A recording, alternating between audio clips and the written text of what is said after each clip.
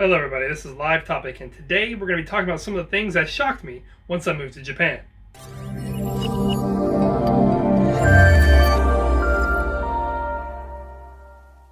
When I moved here, there were some things that shocked me. And just like anybody, when you move, even sometimes to a town over, culture might be a little bit different.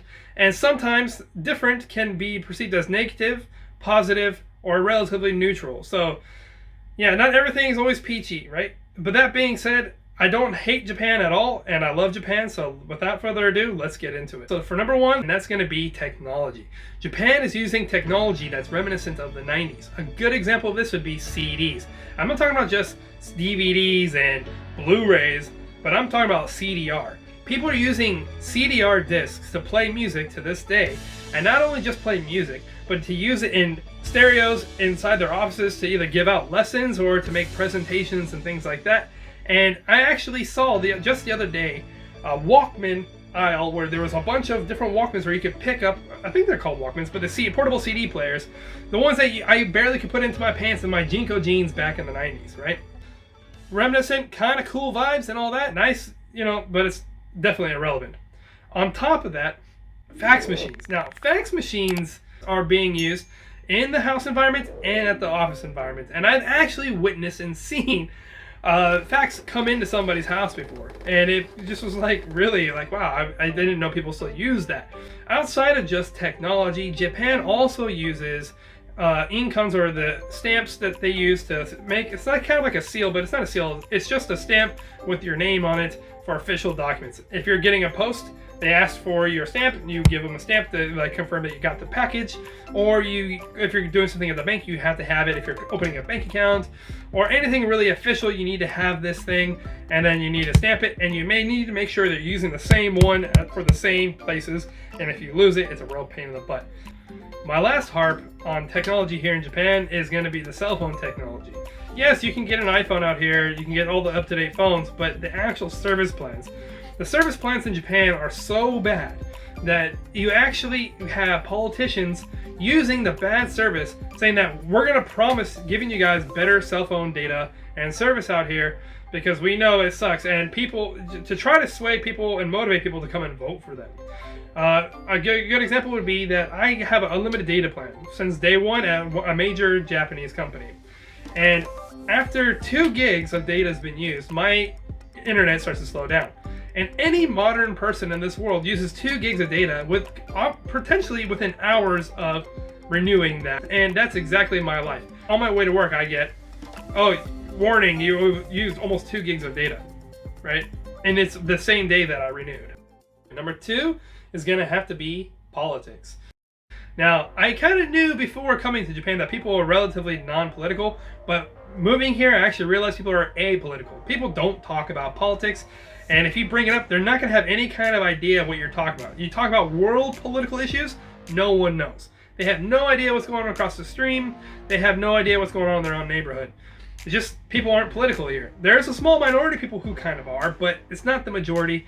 And one of my colleagues actually said, and I've asked a lot of Japanese people about this, friends and colleagues, but one of my colleagues had actually mentioned, she said that, well, nothing ever really changes in Japan, so there's no need to pay attention or to vote or really care about any of those things because everything's just always the same. Well, I don't necessarily agree that everything's just always the same. That's her view, and maybe not all people will feel like that around like she does, but I'm pretty sure a lot of people do probably share her view. And people really don't talk about politics. And when it comes down to it, even the prime ministership is kind of very flaky. You don't really see strong prime ministers in Japan. And a lot of people who are in power in the political government are completely ignorant of the topics that they've been put in charge of. And while you might criticize people for that in different countries, it's really quite different in Japan. It's on another level, right? And when it comes down to it, we haven't even seen a prime minister stick around for very long since the early 2000s. I think since back in the old days with Bush and stuff like that, like we have Koizumi, I believe, there hasn't been anything really that stable. Abe was probably the closest thing to stable since the early 2000s, and he's had to drop out of the prime ministry twice because of medical issues, which is understandable. But then his successor, Suga, came along, which had nothing really to do with the people, but more just government officials picking who's going to be taking over. They're going, okay, we agree, you're going to take over. Like they just kind of like, yeah, we think you should do it. And yeah, it can be a little scary in some aspects, but you know, Japan's culture is strong. So because I think of that, it does keep Japan relatively good. But that's another topic for another time. Right, and for number 3 is going to have to be medical. Now, I know this is a sensitive topic, and it's not meant to be negative inherently, but it's just my experience, right? And so when it comes down to medical in Japan, it's relatively inconvenient for me, at least, because whenever I go, either I get the cold shoulder from a doctor or I get a really cool doctor, and usually it's because I think my tattoos, or maybe it's because I'm a foreigner, I don't know, but there's been times where a doctor has not said a word to me. Just the nurse would talk to me, and the doctor wouldn't say a thing. And then there's other times where they're really cool. But whenever I go to a doctor, I almost always just get the feeling that they're trying to get me in and out right away. And when I do, whether they're cool or not, and when they just throw pills at me. Usually what they give me is whatever the general people in the neighborhood are getting. So like, yeah, they just assume that I have what everyone else in the neighborhood does. And while that's strongly possible, there is no test. There's no blood test. They oftentimes don't even do the blood pressure test. They don't do the chest check. They don't do none of that stuff. Unless you go to a specialist, and then they kind of go into some crazy things, right? And that's like where I went to a nose, ears, and throat doctor, and no matter what I have a problem with, I could just have the sniffles. The guy doesn't like just listen to it. That's it. He does somewhat of a test. He takes a camera rod and he shoves it up my nose and he pushes all the way down until it goes into my throat. And then I'm looking at my throat and he's like, okay, yeah, so this is what's going on in your throat, blah, blah, blah, blah. And it looks like you're fine. I'm like, yeah, I told you, I just have the sniffles. I don't have a sore throat, nothing. But that's what that guy does. And that's what he went to school for, is to shove that camera down people's noses. And yeah, so you either get that specialty care or you get almost no care. And I've been to places where I go, hey, I have asthma, I need an inhaler, and they don't even check to see my breathing. They just, like, I had a guy actually check me once. He went like this. Okay, here's a prescription. Just like that. And I got an inhaler right off the bat. So the positive side is that, yes, the medicine is relatively cheap and that there is access, but the care you're getting is kind of general. And it's also only during certain times of day, between 9 and 12 to 2:30, you're not getting care. And after that, they come back till 5. And then once or maybe a couple, give or take a couple hours on that. And then if you ever in need of actual issues on the weekend or anything like that, you have to go to the emergency room at the hospital. There is no like urgent cares set up around Japan. Like, you have to go to the hospital to do it, and it's inconvenient, and it's, like I said, you're kind of not really getting the best care. Like, where in America, they really take into account your symptoms and try to give you a diagnosis. I've been sent in and out, given pills without a diagnosis before. A good example would be with my wife. We went to when I first went to Japan, the first week, I just happened to be sick. She was, I think, sick prior to me arriving, because we came at different times. And when we got into the doctor's office together, because it was my first time, she went first and gave her symptoms.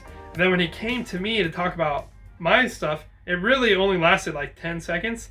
He didn't bother asking me what my symptoms were or whatever. He just goes, "You're sick too. She's sick, so you must have the same thing as her." And he just gave me the exact same medication as he gave to her. And he just automatically gave me the same pills as my wife. And yeah, I mean, yeah, it's logical to assume that I might have the same thing as she does because we live together, but you still should do due diligence and talk to your patient, right? Now, I was already aware that tattoos were not a good thing in Japan in terms of culturally speaking, so that wasn't a shock to me, but it was more about the actual adulting things in life. Outside of like onsens and the gym life, which I've made a video about previously, actually getting a life insurance was kind of difficult because of my tattoos.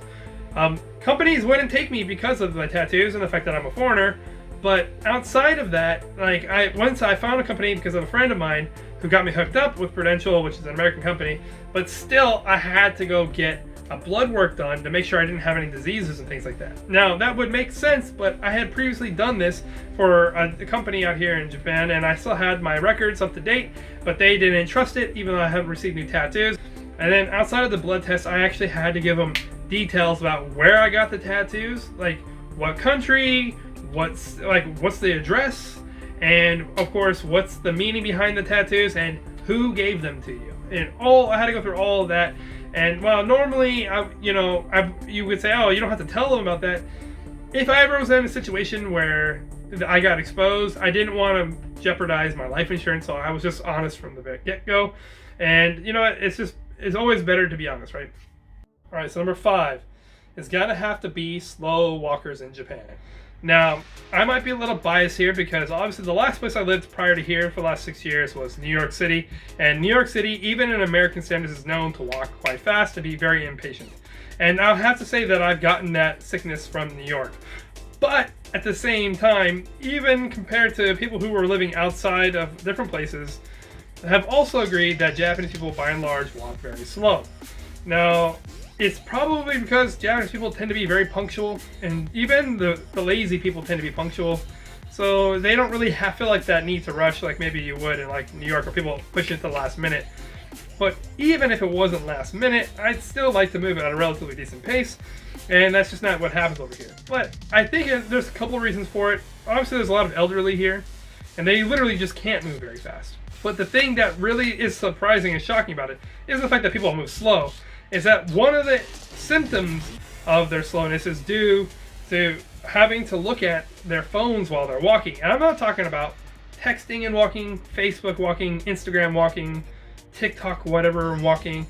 I'm talking about full-on watching Netflix or whatever in the heck they're watching on their phone, right? What I mean by that is, like, a good example is that a couple of weeks ago when I was coming home from work, I got off the train and there was this lady there's an escalator that goes up, to get back to the ground level, and she was watching her phone like this, and as she was like going up to the escalator, she was looking at her phone. She refused to take her eyes off the phone, and as she was going, she was reaching with her leg for the escalator stair, and she was going like this, like that, right? And then she ended up going and tripping and falling onto the escalator stair and start going up while still looking at her phone, and she pushed herself up while looking at her phone and continued to ride up the rest of the stairs.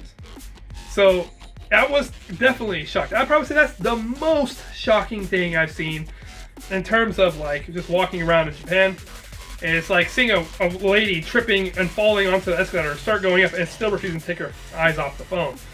And granted, not everyone is falling on stairs in Japan, but people are fixated on their phones, and I think it's partially because the only time that these people really get to have their free time is in between commutes, and because they go to work early, they work late, and stuff like that. So they're probably only getting to watch their show during that time. In terms of other things that have shocked me, there's other things out there, but I'm not going to make this video an hour long. But in the meantime, if you could, please don't forget to like, subscribe, and comment. And of course, share the video and push it out there because it really does help me out a lot. I really enjoy when people can see my perspective and also view the beautiful things about Japan. Japan is a country that I've wanted to be in since I was a young boy, and I was introduced to it by history and by my family, not through anime and things like that. So I hold a special place in my heart always for Japan. And that being said, I'll see you on the next adventure.